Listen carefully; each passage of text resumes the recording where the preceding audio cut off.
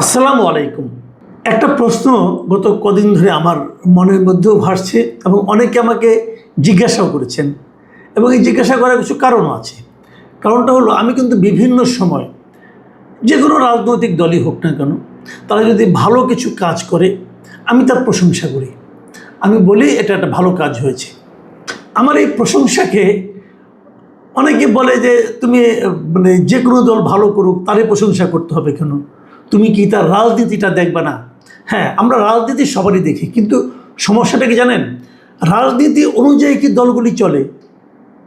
মানে বিএনপির একটা রাজনৈতিক আদর্শ আছে, আওয়ামী লীগের একটা রাজনৈতিক আদর্শ আছে, জামায়াতে ইসলামের একটা রাজনৈতিক আদর্শ আছে, এনসিপির একটা রাজনৈতিক আদর্শ আছে। মানে কাগজে কলমে তো একটা আদর্শের কথা বলা আছে, গঠনতন্ত্র আছে, কিন্তু সেটা মেনে কি সবাই চলে? চলে না। মানে বেশিরভাগ সময়ই চলে না। যখন চলে, যখন ভালো কিছু হয় সেখানে পাই, সেটাকে বলতে হবে এ কারণে, তাহলে মানুষ বিচার করতে পারবে যে না, সব দলই একদম খারাপ না, আবার সব দলই একদম ভালো না, ভালো মন্দ মিলেই দলগুলো। যাই হোক, এত বড় ভূমিকার দরকার নাই, আপনাদেরকে বিরক্ত করব না। দুদিন আগে আমার ছোট ভাই আমাকে একটা মেসেজ পাঠিয়েছে হোয়াটসঅ্যাপে, এবং তার সঙ্গে কয়েকটা আপনার নিউজের ক্লিপ পাঠিয়েছে, এবং তারপরে সে কমেন্ট করেছে যে জামাতের আসলে হলোটা কি, তারা কি মানে এলোমেলো হয়ে যাচ্ছে, পাগল হয়ে যাচ্ছে, এই ধরনের একটা কথা। আমার হুবহু মনে নেই, মোটামুটি এই ধরনের কথা। তো আমি আসলে ওই ক্লিপগুলো খুললাম, এবং তারপর আমারও মনে হলো জিনিসটা যে আসলে জামাতের হলোটা কি। এটা এই কারণে বলছি, দেখেন গত কয়েকদিনে, গত 2 মাসের কথা ধরেন, গত জুন জুলাই, মানে এত এত ঘটনা আমরা দেখেছি যে নানা ধরনের অপকর্ম, যৌন অপকর্ম, প্রতারণা, এবং নানা ধরনের মানে ঘটনা। আমি একটা ঘটনার কথা বরং বলি। একটা ঘটনা তো খুবই আলোচনা হয়েছে, আপনারা জানেন, এটাও এই মাসে মাঝামাঝির সময়ে, যে সাতক্ষীরার একজন এমপি, জামাত ইসলাম এমপি, 75 বছর বয়স্ক গাজী নজরুল ইসলাম, তার সঙ্গে একজন কিশোরী নারীর একটা অন্তরঙ্গ মুহূর্তের ভিডিও ভাইরাল হয়ে গিয়েছে, এবং এগুলি নিয়ে অনেক আলাপ আলোচনা। প্রথমে অনেকে বলেছিল এআই দিয়ে তৈরি, তারপরে নানাভাবে উনি নিজেও বলে স্বীকার করেছেন, বলেছেন আমার স্ত্রী, আমি তাকে বিয়ে করেছি। একজন এমপি বাংলাদেশে বিয়ে করেছেন, কেউ খবর রাখে না, উনি একা একা বিয়ে করে ফেললেন। দেখুন, আমি একটা কথা বলি, এই ফাঁক বলে রাখি আপনাদেরকে, অনেকেই কিন্তু আছেন ওই মানে ধরা খেয়ে পরে বিয়ে করেন আর কি। আগে ধরা খান, ধরা খাওয়ার পরে বলেন যে না, এটা আমার দ্বিতীয় স্ত্রী। ইসলামে বিয়ে কিন্তু একটা সামাজিক ঘটনা। মানে বিয়ে মিন্স ডিক্লারেশন, মানে ইউ হ্যাভ টু ডিক্লেয়ার, আপনাকে ঘোষণা করতে হবে আমি বিয়ে করেছি। ইসলামে ওই যে আমরা আগে বাংলা সিনেমায় দেখতাম না, যে আকাশ বাতাসকে সাক্ষী রেখে বিয়ে করে, হ্যাঁ, বাজারে যেয়ে বিয়ে করে, কয়েন আপনার বিয়ের সমস্যা নেই, কিন্তু আপনি গোপনে কোনো বিয়ে হবে না ইসলামের নিয়মটাই হলো যে বিয়ে মানে হলো দুটো পরিবারের মধ্যে সম্পর্ক। বিয়ে একটা সামাজিক চুক্তি, এবং এটা আপনাকে ডিক্লেয়ার করতে হবে। আপনি ধরা খেয়ে ডিক্লেয়ার করবেন, এটা চলবে না ভাইয়া। আপনি যে যাই বলেন, আপনি মোতা বিয়ে করেন আর যে বিয়েই করেন, ইউ হ্যাভ টু ডিক্লেয়ার, আপনাকে ঘোষণা দিতে হবে। এটা ইসলামের নিয়ম। এখন যদি কেউ অন্য হাদিস আনতে পারেন আনেন, আমি আপনাদের যদি হাদিস দেখাতে পারেন, আমি উল্টা হাদিস দেখাতে পারবো আপনাদের, কোনো সমস্যা নেই। আজকাল তো সবই পড়া যায়। এই ইসলাম সম্বন্ধে জানতে হলে দায়ী রাখতে হবে এমন কোনো মানে কথা নাই, আপনি জানতে পারবেন। তো ওনারা কেউ ডিক্লেয়ার করেন না, ধরা খেয়ে বলেন, তো মিনমিন করে বলেন। আবার আগের বউকে আবার ফোন করেন যে তুমি আবার মাঝখান থেকে কিছু মনে করো না, এটা ফোন টোন করে তারপরে ডিক্লেয়ার দেন যে আমার দ্বিতীয় স্ত্রী। তো এই এমপি সাহেব এটা ধরা খেয়ে এখন অনেক কিছু। কিন্তু আমি জামাতকে যেন ধন্যবাদও দিয়েছি যে ওনারা কিন্তু ওনারকে দল থেকে বের করে দিয়েছেন। মানে এর চেয়ে বড় শাস্তি জামাতের পক্ষে আর কিছু নেওয়া সম্ভব ছিল না। এই জন্য জামাতের সেন্ট্রাল কমিটিকে আমি ধন্যবাদও দিয়েছি, না ভাই ভালো একটা কাজ করেছেন। কিন্তু আপনার কয়জনকে থামাবেন? ঘটনা তো একের পরে ঘটেই চলেছে। সবশেষ দেখেন, এই যে মাত্র 2 দিন আগের ঘটনা, 27 তারিখের ঘটনা, ঢাকা বিশ্ববিদ্যালয়ে জামাতের একজন মানে ছাত্র শিবিরের একজন হল কমিটির একজন নেতা, বড় নেতা, সে তার রুমে তার একজন গেস্ট এসে তার 2জন গেস্ট এসেছে, একজন গেস্ট তার সঙ্গে আরেকজন, এবং সেখানে তারা হাতে নাতে ধরা পড়েছে সমকামিতার সময়। ভাবুন একবার, কেউ কি সম্ভব? ভাবা যায়? মানে এগুলো হচ্ছেটা কি? বলবেন উনি তো জামাত করে না। হ্যাঁ, করে না, মাদ্রাসায় পড়ে, এটা তো আরেক ঘটনা। মাদ্রাসায় শিক্ষার যে কি হচ্ছে, শিশু কিশোরদেরকে নিয়ে যে কী হচ্ছে, এই ঘটনা বলতে গেলে তো আপনার আধা ঘন্টা লাগবে খালি একটা পরে একটা ঘটনা বর্ণনা দিতে। এই যে বলৎকার এই যে ঘটনাগুলো ঘটছে ছোট ছোট বাচ্চাদেরকে, আমার বলছে, এটা ক্রস বাচ্চাকে বলতেছে, তুমি মনে করবা তুমি একটা স্বপ্ন দেখতেছ। ভাবেন একবার, মানে কত বড় মানে হিপোক্রেট হলে পরে এগুলো হয়। এই সমস্ত মাদ্রাসা শিক্ষকদের আমি তো মনে করি যে কঠিনতম শাস্তি হওয়া উচিত। করছেটা কি? তো এগুলো আমরা দেখছি। আমি 2-3টা ঘটনা আপনাদেরকে বর্ণনা দিই। এই দেখেন, সিলেটের কানাইঘাটে যে ঘটনা ঘটছে, শিবিরের এক সাবেক নেতা, সে বিয়ের প্রলোভন দেখে অনৈতিক সম্পর্ক স্থাপন করছিল। তারপর তরুণী তার মানে বিয়ের দাবিতে অনশন করছে, করার পর তাকে দল থেকে বের করে দিয়েছে শিবির। মানে ধরা পড়ার পরে দল থেকে বের করে দেয়। আবার খুলনায় বাটিয়াঘাটায় ঘটনা ঘটছিল যে প্রবাসীর এক স্ত্রীর সঙ্গে আপত্তিকর অবস্থায় স্থানীয় জামাত সমর্থিত এক নেতাকে স্থানীয়রা ধরে পুলিশের কাছে সোপর্দ করে, পরে এটা নিয়ে মামলাও হয়। এগুলো কিন্তু একটার পর একটা ঘটে যাচ্ছে। দেখুন, এই সেক্সুয়াল বিষয়গুলি বুঝে আমরা বাদও রাখি। আরও কিছু ঘটনা, আমি একটা ঘটনার কথা বলি যে ভোলার তৈজুমউদ্দিন উপজেলায়, ওখানে কি হয়েছে, ওখানকার উপজেলার যিনি জামাতের যিনি আপনার সাধারণ সম্পাদক যিনি আছেন, জামাতের যিনি সেক্রেটারি মিস্টার মোহাম্মদ মহিউদ্দিন, এই মহিউদ্দিন সাহেব তাদের ওই মাদ্রাসা, উনি একটা মাদ্রাসার টিচার, ওই মাদ্রাসার আরেকজন জুনিয়র শিক্ষক ছিল, তার নাম মোহাম্মদ মহিউদ্দিন। সেই মহিউদ্দিন জুনিয়র শিক্ষক মারা গেছে, এবং মারা গেছে আজকে থেকে 20 বছর আগে। এখন তার নামও মহিউদ্দিন।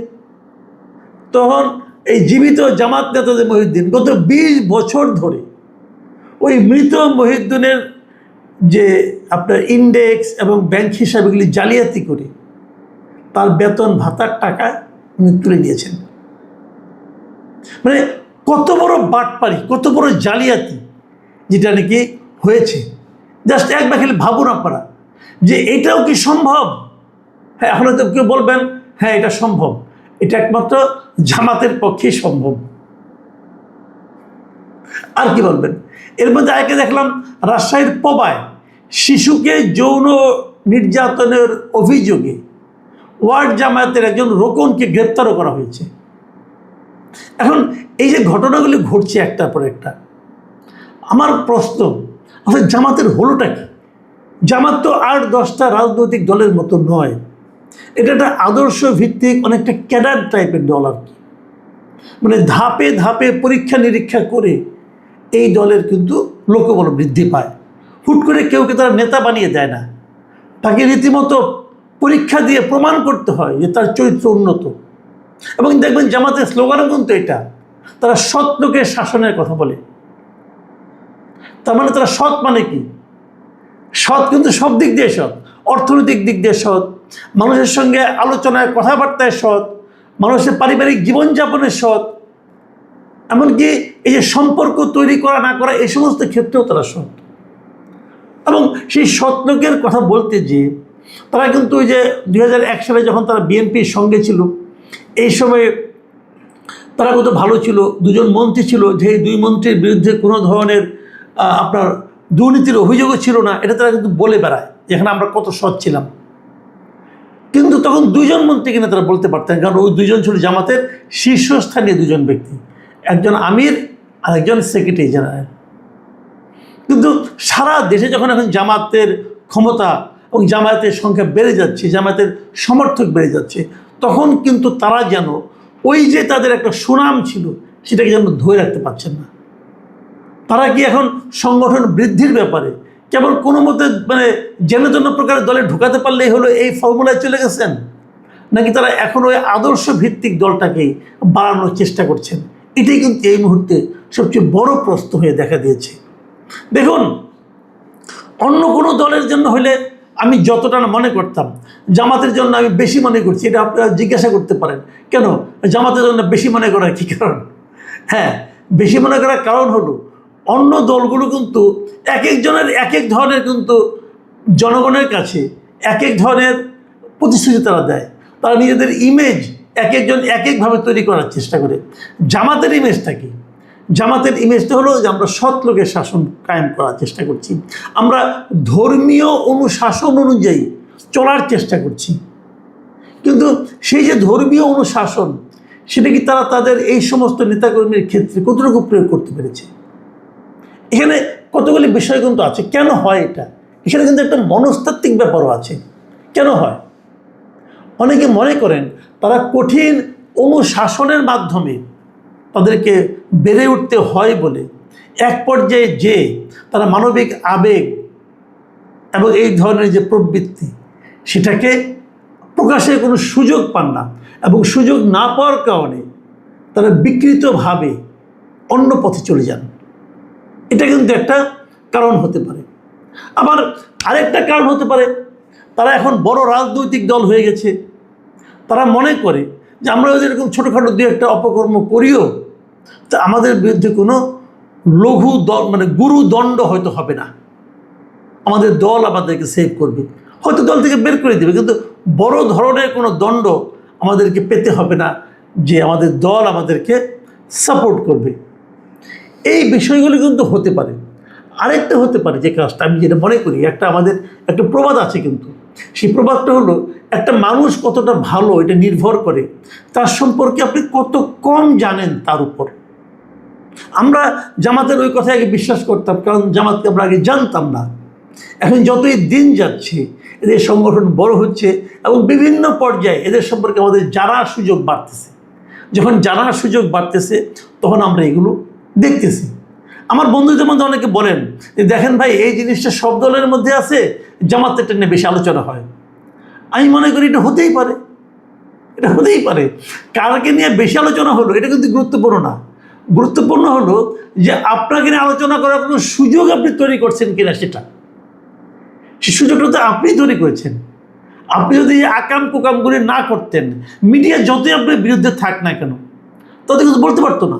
আর এখন তো সোশ্যাল মিডিয়ার যুগ, সোশ্যাল মিডিয়াতে জামাতের লোকজনের খুব প্রভাব আছে, এবং ফ্যাক্ট চেকিংয়ের নামেও কিন্তু জামাতের বেশ কয়েকটা প্রতিষ্ঠান আছে। এই ডিসেন্ট না কে একটা আছে, ও তো জামাতের পুরো, জামাতের পক্ষে সবসময় তারা নানা ধরনের কথা বলা বলি করতে থাকে। তো এখন এইগুলো তো তাদের আছে, তারপরেও এগুলি বেরোচ্ছে। এটা কিন্তু আমি মনে করি খুব শুভ কোনো সংবাদ তো নয়, বরং এটা একটা, আমি মনে করি যে একটা আতঙ্কের ব্যাপার আমাদের সমাজে। তাহলে কিছুই কি থাকবে না, অথবা কোনো দলকে থাকবে না যাদের উপর আমরা নির্ভর করতে পারবো?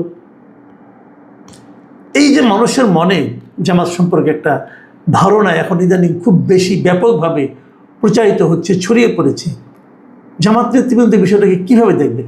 প্রিয় দর্শক, এখন এ পর্যন্তই। আল্লাহ হাফেজ।